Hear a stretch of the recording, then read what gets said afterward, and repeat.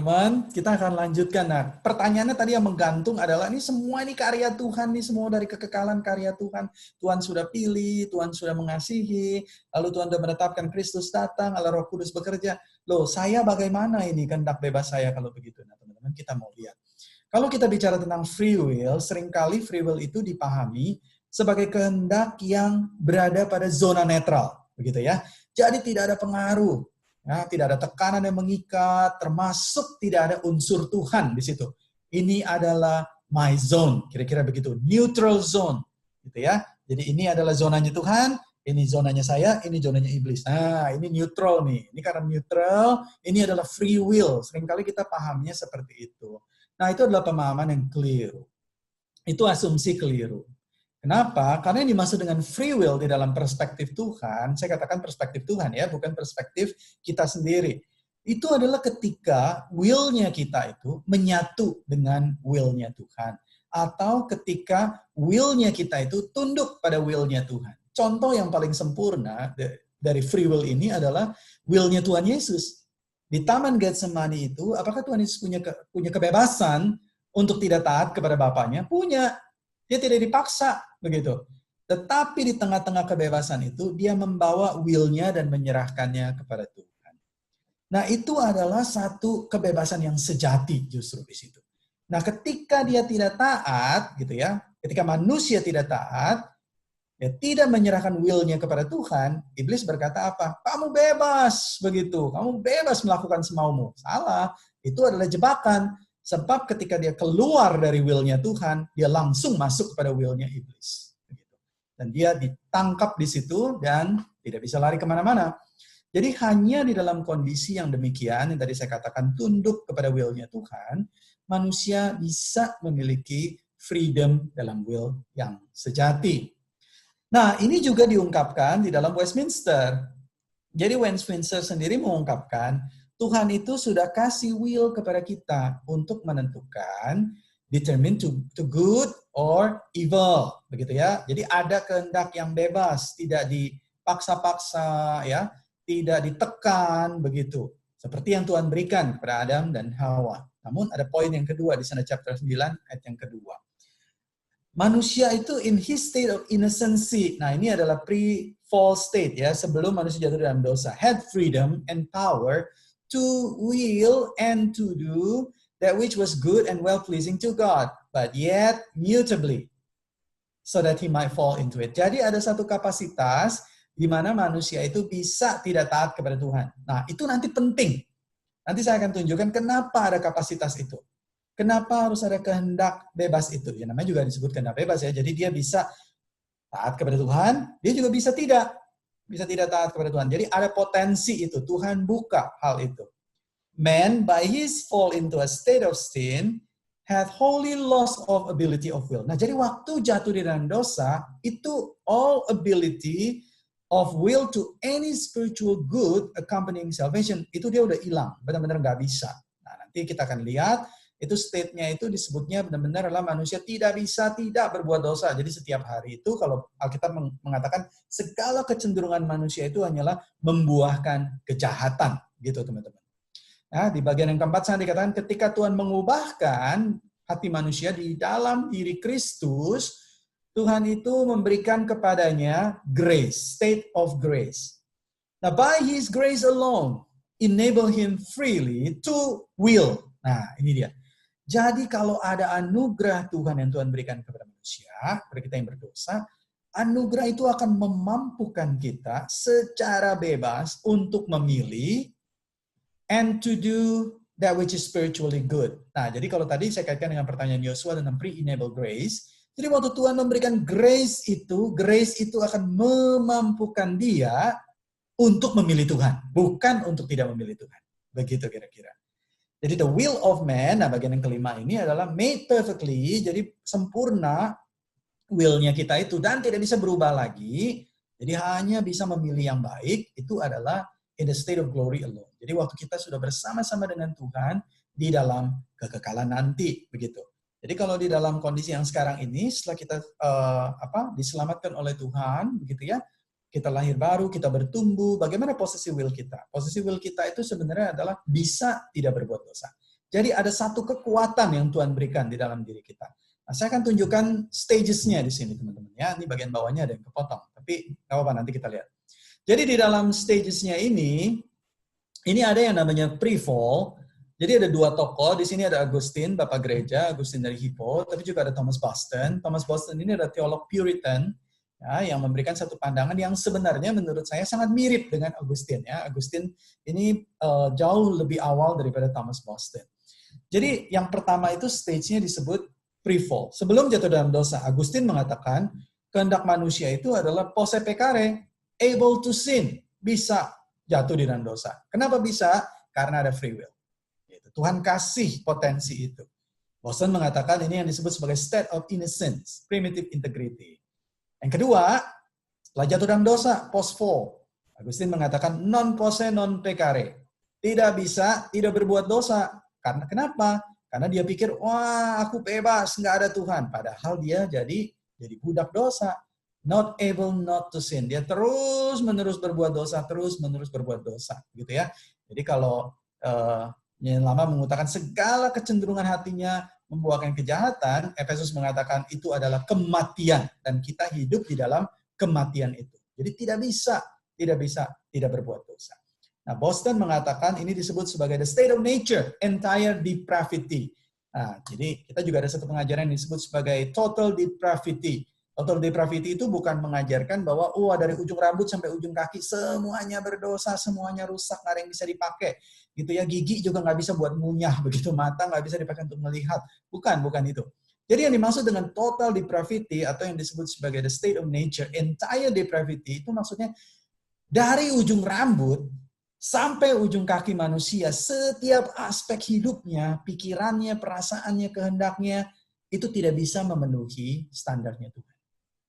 Tidak bisa memenuhi standar. Itulah sebabnya firman Tuhan mengatakan fall short of the glory of God.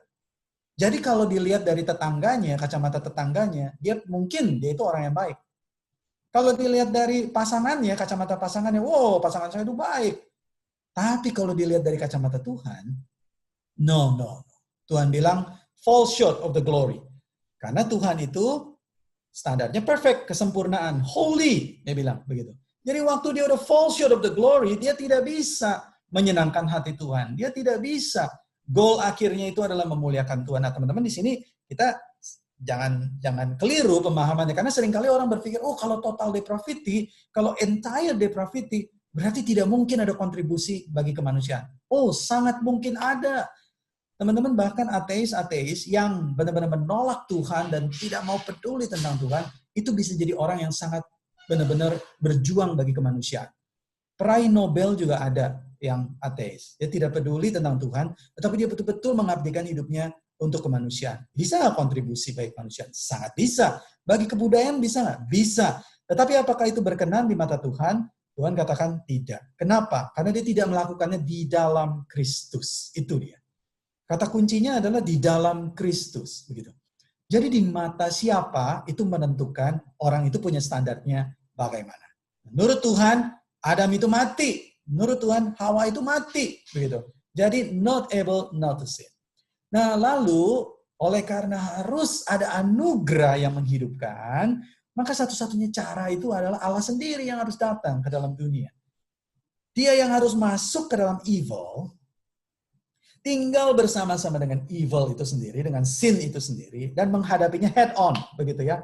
Benar-benar sampai pada titik jantungnya. Gitu. Yaitu menghancurkan, akan dikatakan istilahnya mematikan kematian. Ya. Jadi kematian Kristus itu mematikan kematian. Jadi kematian itu benar-benar tidak punya stingnya lagi. Rasul Paulus katakan, hai maut di mana sengatmu? Hai maut di mana kemenanganmu? Udah nggak ada lagi. Kenapa? Karena kuasanya sudah dihancurkan.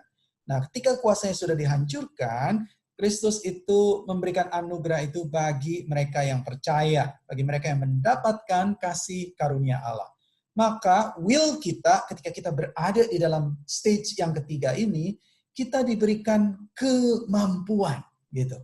Empowerment by the Holy Spirit. Ada satu kuasa yang Allah Roh Kudus berikan dalam hati kita, karena hati kita itu diubah menjadi baru, kita itu able not to sin. Nah, teman-teman perhatikan yang pertama tadi able to sin, ya. Yang kedua, able not to sin. Kita sekarang punya kuasa untuk berkata tidak terhadap dosa. Kenapa? Karena Kristus sudah melahirbarukan. Allah Roh Kudus sudah melahirbarukan kita. Kristus sudah menebus kita. Kalau Boston menyebut ini sebagai the state of grace, ya, atau begun recovery. Jadi terus ini dibangun sekarang spiritual recovery-nya. Nah, sampai pada titik yang terakhir, yaitu yang disebut sebagai namanya glorified state atau glorification. Nah, di dalam glorification ini adalah unable to sin, udah nggak bisa lagi berbuat dosa, begitu, non posse picare, nggak bisa berbuat dosa, gitu. Jadi bisanya apa? Bisanya memuliakan Tuhan. Jadi benar-benar bahkan berbuat dosa pun tidak bisa. Wow, itu adalah satu kondisi yang dirindukan oleh setiap anak Tuhan. Nah, Thomas Boston mengatakan ini yang disebut sebagai the eternal state, teman-teman. Nah, jadi ini adalah 4 stages dari will kita. Nah, kita berada di mana? Kalau kita sudah berada dalam Kristus, maka kita berada pada stage yang ketiga, yaitu reborn, dan terus-menerus pelan-pelan naik ke atas, sampai Tuhan betul-betul menyempurnakan will kita. Seluruhnya untuk Tuhan. Kita lanjutkan. Kalau begitu muncul pertanyaan. Nah, ini pertanyaan yang menarik. Kalau begitu mengapa Tuhan tidak menciptakan manusia dengan kemampuan tidak mungkin jatuh dalam dosa saja? Aduh, ini bikin susah aja begitu ya. Dikasih kemampuan memilih Tuhan, tidak memilih Tuhan. Jadi dosa ada semuanya di mana-mana. Mengapa ia memberi kebebasan, free will, kepada manusia, dan akhirnya manusia jadi dalam dosa?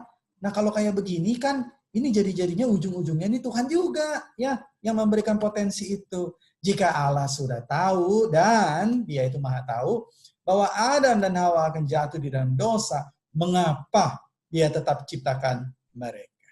Tidakkah ini mengindikasikan bahwa Allah yang menjadi penyebab sekunder dosa manusia? Ini semua gara-gara Tuhan ini. Dan karenanya Allah harus bertanggung jawab atas seluruh evil di alam semesta. Oh no. Nah, gitu teman-teman ya. Sampai sini mungkin kita pause dulu kalau ada yang mau bertanya gitu ya. Silakan.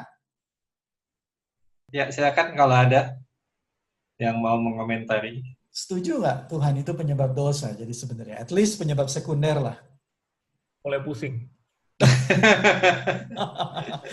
Karena dia yang kasih free will-nya gitu loh. Ya, aku cuma mau mungkin I get it right gitu. Yang tentang reborn state itu, yang state nomor 3. Yuk. Berarti kata free will itu sebenarnya kita nggak ada free at all dong. Karena ketika jadi pilihannya itu cuma 2, nggak ada tengah-tengah gitu. Kayak ketika kita align sama Tuhan, berarti kita tidak berbuat dosa. Tapi ketika kita nggak align sama Tuhan, berarti kita berbuat dosa, itu berarti secara tidak langsung align sama iblis gitu. Iya, betul. Jadi sebenarnya free will itu nggak ada di tengah-tengah, nggak ada yang netral tadi itu nggak ada gitu. Nah, am I right to say that? Yang netral itu tidak ada, tetapi free will itu tidak pernah netral. Ya, oke. Ya, oke. Bingung ya? Ini kayak ingatin saya kayak ini waktu nonton Big Bang Theory. Nah, itu ada mereka ngebahas demokrasi misalnya. Ketika rakyat milih seseorang buat in charge, jadi mereka kan dipilih rakyat kan ya kalau pemimpin di dunia demokrasi. Nah, siapa sebenarnya yang in charge? Orang yang ditawar rakyat itu atau rakyatnya? Nah, ini menarik sih. Waktu saya dengar itu tuh kepikiran kan, kayak misalnya saya mikir, apakah saya in charge? Kalau bisa dipilih gitu ya, apakah mau melayani Tuhan atau mau hidup menurut yang saya anggap enak gitu ya. Itu kan kesannya saya yang in charge. Tapi sebenarnya interesting kalau dipikir, kalau saya milih sesuatu yang saya anggap enak, pasti saya naruh banyak hal di sana yang jadi in charge buat kehidupan saya kan. Kayak misal uang atau keluarga. Saya pengen keluarga yang benar-benar akrab misalnya gitu. Mau nggak mau harus akrab. Pokoknya semua yang dalam keluarga harus akrab. Kalau nggak ada dikeluarin. Lama-lama keluarganya yang jadi berhala. Atau saya pengen hidup enak itu asosiasinya dengan uang. Uang ada, cukup. Bisa misalnya hidupnya nggak usah terlalu susah payah kerja, kalau banyak uang jadi enak kan, nggak usah capek-capek kerja. Uangnya yang jadi in charge sebenarnya, bukan saya sih. Ini yang menarik sih, karena itu bawa pemikiran yang kayak dibilang tadi benar sih jadinya. Sekali nggak milih Tuhan, pasti milih sesuatu yang lain gitu untuk jadi in charge di dalam kehidupan. Jadi nangkapnya lebih kayak gitu jadinya. Iya, menarik sekali yang Yosua bilang ya. Saya jadi ingat. Jadi kalau Calvin pernah menjelaskan konsep di dalam hati manusia itu ada satu istilah yang disebut sebagai sensus divinitatis atau apa namanya? Jadi kita itu punya yang namanya kepekaan rohani. Jadi manusia itu adalah disebut sebagai the creature of worship. Dia harus menyembah sesuatu gitu. Dia harus worship somebody gitu atau worship something gitu. Jadi ketika dia tidak datang kepada Tuhan, tidak worship God, dia harus worship sesuatu yang lain. Kalau dia enggak kayu di saya tidak mau worship siapapun. Nah, yang terakhir yang dia akan worship itu adalah, bisa tebak kan? Diri dia sendiri. Betul. He or she always needs Lord gitu loh. Jadi itu memang Tuhan udah ciptakan seperti itu. Dia tidak mungkin bisa escape. Enggak, aku tidak mau menyembah Tuhan. Aku tidak mau. Jadi makanya benar yang menjadi isu sebenarnya itu bukan ateisme, tetapi yang menjadi isu di dalam dunia ini sebenarnya idolatry, penyembahan berhala. Jadi berhala itu siapa? Dirinya sendiri. Gitu. Ketika kita tidak datang kepada Tuhan, itu kita udah menyembah berhala sebenarnya. Jadi kita udah membuat Tuhan yang lain. Betul. Gitu. Oke, ada yang lain? Jadi sebenarnya free will-nya itu pilihan kita di mana kita mau ikut Tuhan atau ikut iblis, sebenarnya cuma dua itu. Betul. Nah, jadi free will itu sebenarnya adalah capacity atau potensi di mana kita bisa memilih di antara kedua ini. Tapi kita tidak pernah bisa berada selalu, kalau aku nggak mau pilih ini, aku juga nggak mau pilih ini dah. Aku mau pilih aku sendiri. Nah begitu kita bilang aku mau pilih aku sendiri, itu berarti dia ikut siapa? mau ikut yang ya itulah. Ya itulah. Ya begitulah. Kita TST gitu ya, tahu sama tahu lah kita. Ini boleh dibilang ini nggak sih Kak? Kalau kayak ini kan kayak tadi Jose bilang ikut iblis kan, in a sense benar juga, iblis kan mau seperti Tuhan sama kayak yang dilakuin Hawa dan Adam juga mau seperti Tuhan. Betul. Tapi ujung-ujungnya gitu ya, kalau kita milih diri sendiri ujungnya mau jadi sama seperti Tuhan, tapi ya ujungnya jadi nggak benar karena emang kita bukan Tuhan, jadi ujungnya jadi menyembah berhala tadi, sesuatu yang palsu jadinya gitu. Betul. Dan uniknya kalau kita tarik itu pengajaran itu sampai ke perjanjian baru, kan iblis kan bilang, ayo kamu mau jadi seperti Tuhan gak? Kamu mau jadi seperti Tuhan gak? Gitu kan, ayo ikut gitu kan. Akhirnya kita jadi kacau, jadi berantakan, menyembah diri sendiri. Tuhan Yesus melakukannya apa? Dia malah membuat kita jadi seperti dirinya. Yang mengikuti kehendak Bapa ini. Iya, karena Allah Roh Kudus itu bekerja. Jadi tujuan kita bertumbuh di dalam Tuhan itu apa goal akhir kita? Kira-kira? Menikmati Tuhan. Iya, ada satu kata. Supaya kita semua bertumbuh menuju apa? Paulus katakan. Kesempurnaan. Apa itu? Persatuan di dalam diri kita. Iya, kesatuan, oke. Terus apa lagi? Keserupaan dengan gambaran Kristus, anaknya itu, gitu loh. Benar nggak? Itu kan in a way sebenarnya God likeness, betul nggak? Christ likeness. Jadi ketika iblis menawarkan sesuatu God likeness, tapi dia malah membuatnya hilang, kacau begitu, Kristus malah memulihkannya, begitu. Oke. Oh, dicerna dulu. Ini berarti proposalnya emang menarik. Ujung-ujungnya emang akan menjadi seperti Tuhan, tapi caranya bukan dengan ingin seperti Tuhan. Yes, betul sekali. Begitu. Oke. Jadi ketika merendahkan diri seperti Kristus, karakter kita dibentuk bukan yang seperti iblis bilang gitu. Udah kamu nggak usah taat lah, nggak usah dengerin Tuhan. Gini, entah kamu jadi Tuhan lebih hebat dari dia. Kagak, malah justru ketika merendahkan diri, mengikuti Tuhan, lama-lama dibentuk jadi makin lama makin mirip seperti Kristus. Nah ini menarik sih. Tuhan yang kita sembah itu sebenarnya Tuhan yang sangat rendah hati. Betul. Oke, ada Ahmed join. Wah, ini yang bertanya ini Ahmed ini. Bertanya telat datang. Oh, ini. Sorry, Matt, ternyata lebih cepat dari perkiraan. Jadi udah mau habis belum? Masih ada satu lagi nanti. Masih ada. Masih polemik nih, Matt, masih polemik. Mau nanya dong. Iya, Dari yang able to sin jadi unable to sin itu bagaimana ya prosesnya? Atau Able to sin jadi unable to sin yang dari reborn terus glorified kan? Oh, dari reborn itu able not to sin. Ya, sorry. Able not to sin. Jadi able not to sin itu kan berarti sebenarnya ada satu kuasa yang Tuhan berikan dalam hati kita. Karena kan Tuhan kan udah mengubah hati kita ya, memberikan satu kehidupan. Jadi natur dari hidup kita itu kita tahu hanya untuk menyenangkan hati Tuhan. Itu able not to sin. Jadi kita punya hak, punya kuasa, punya kemampuan untuk bilang enggak gitu terhadap dosa. Saya enggak mau melakukan itu. Nah, tapi seperti yang Rasul Paulus katakan, tubuh dosa kita ini adalah tubuh maut gitu. Jadi udah benar-benar kita berjuang sedemikian rupa gitu untuk taat. Masih bisa jatuh dalam dosa. Nah, tetapi ketika kita bersatu dengan Tuhan di dalam kekekalan, atau bersama dengan Tuhan, gitu ya, kita berada dalam kekekalan atau berada dalam langit dan bumi yang baru, maka di sana evil itu sudah tidak ada lagi. Bahkan untuk memikirkan evil aja udah tidak bisa. Gitu. Kayak gitu. Kalau pakai istilah Alkitab mengatakannya, Tuhan katakan, tidak ada yang berani yang berbuat dosa di gunungku yang kudus. Gitu.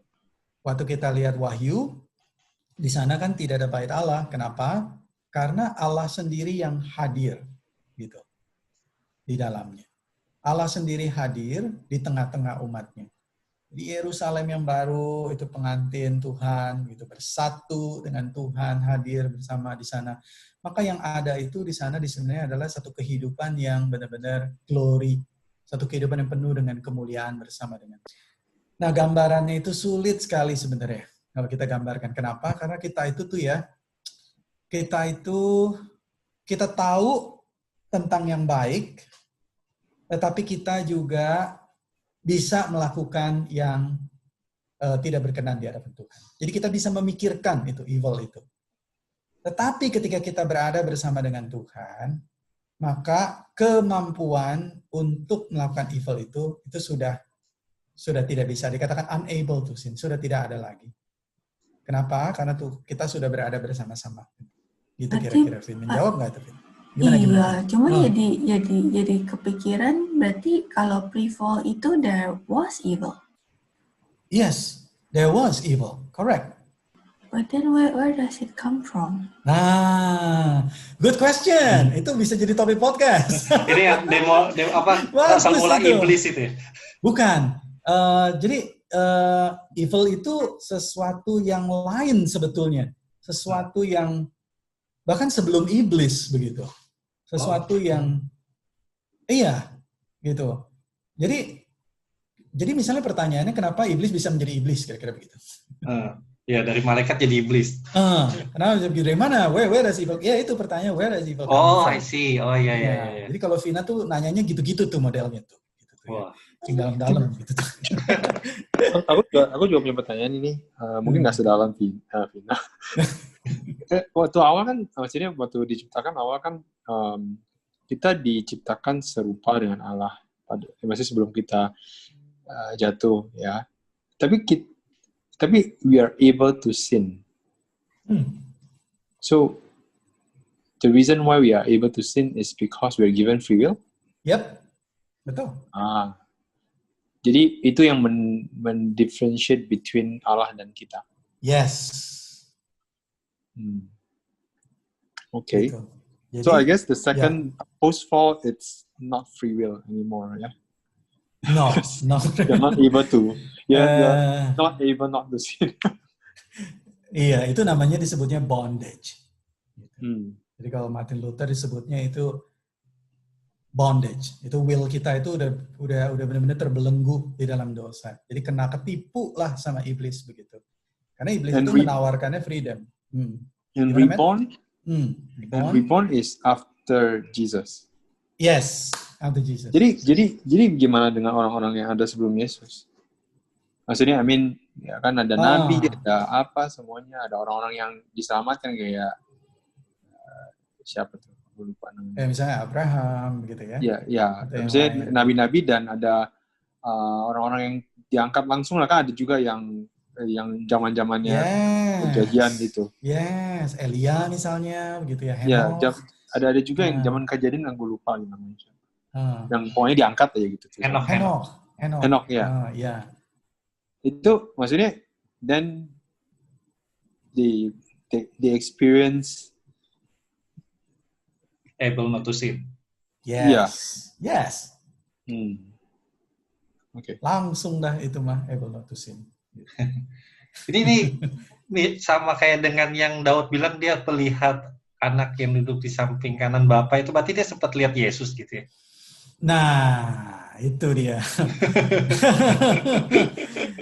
Nah, jadi itu ada satu topik disebutnya itu, jadi Christ in the Old Testament. Menarik tuh. Jadi Christ in the Old Testament, itu Kristus itu sebenarnya ada di dalam perjanjian baru. Setiap rentang pengajaran perjanjian baru mulai dari Genesis gitu ya, Exodus, jadi yang Keluaran, Imamat, Bilangan, Ulangan, terus Kristus itu sebenarnya muncul, tapi munculnya itu tidak seperti ketika dia berada dalam perjanjian baru gitu. Jadi kalau pakai istilah itu seperti riak-riaknya begitu atau gerimisnya. Nah, perjanjian baru itu seperti hujan lebatnya, jelas begitu. Nah, sebenarnya dua kehidupan ini baik dalam perjanjian lama maupun perjanjian baru, kita ini sebenarnya pasca perjanjian baru begitu ya. Jadi dua kehidupan ini itu tuh mengacu kepada Kristus begitu. Jadi perjanjian lama menanti-nantikan Kristus, perjanjian baru hidup bersama dengan Kristus. Setelah Kristus naik, seluruh gereja mengacu kepada Kristus. Jadi seluruh iman sebenarnya mengacu kepada Dia. Mesias yang sudah datang, Mesias yang datang, Mesias yang telah datang, dan Mesias yang akan datang kembali. Kira-kira begitu. Oke, menarik. Ini kalau saya coba pikirin mekanismenya, ini kayak pertanyaan Dodo sih, apakah I get it right? Pertama kan manusia diciptakan, manusia dikasih tugas, jadi emang paling pertama yang ditaruh itu emang will of God, karena dia pengen manusia mengelola, menjaga, mengusahakan taman ini gitu kan ya. Terus mereka berarti kerja in the context of doing the will of God. Yes. Tapi in the middle ada iblis yang bilang, mau nggak dikasih temptation, mau nggak seperti Tuhan, kalau kamu makan buah ini, jadi Tuhan juga kasih kan batasannya kan. Ini will of God, di dalam will of God itu ada satu larangan juga, jangan makan buah ini. Yep. Tapi iblis datang kasih temptation untuk nge-break. Sebenarnya tujuan utamanya ngebawa manusia keluar dari will of God, karena dia nge-break the will of God.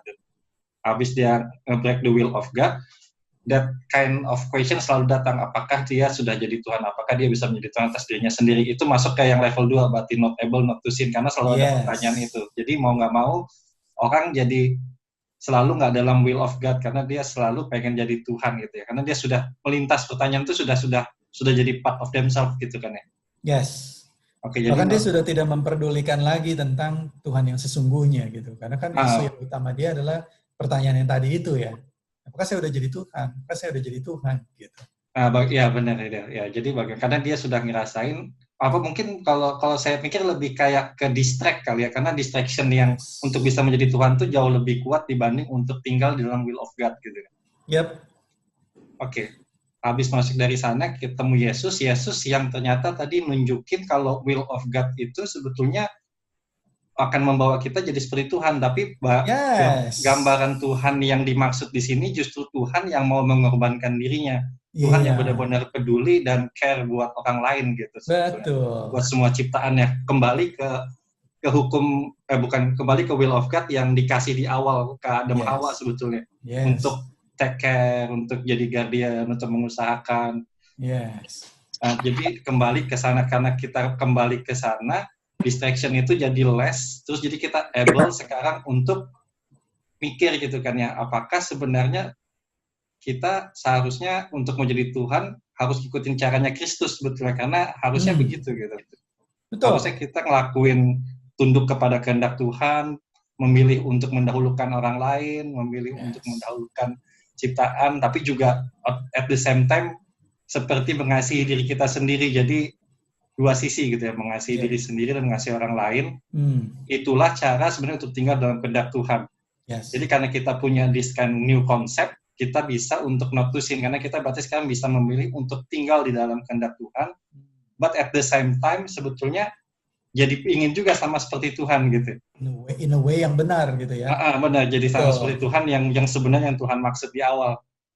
terus kita sudah bisa untuk memilih not to self, in a sense kita udah bisa milih untuk tinggal dalam kehendak Tuhan, ya konsepnya jadi kuat banget dong ya. Berarti kalau dalam kekekalan konsep ini nggak ada yang bisa nge-break, karena ya kita udah ngerti maksudnya apa, kenapa kita harus tinggal dalam kehendak Tuhan gitu kan.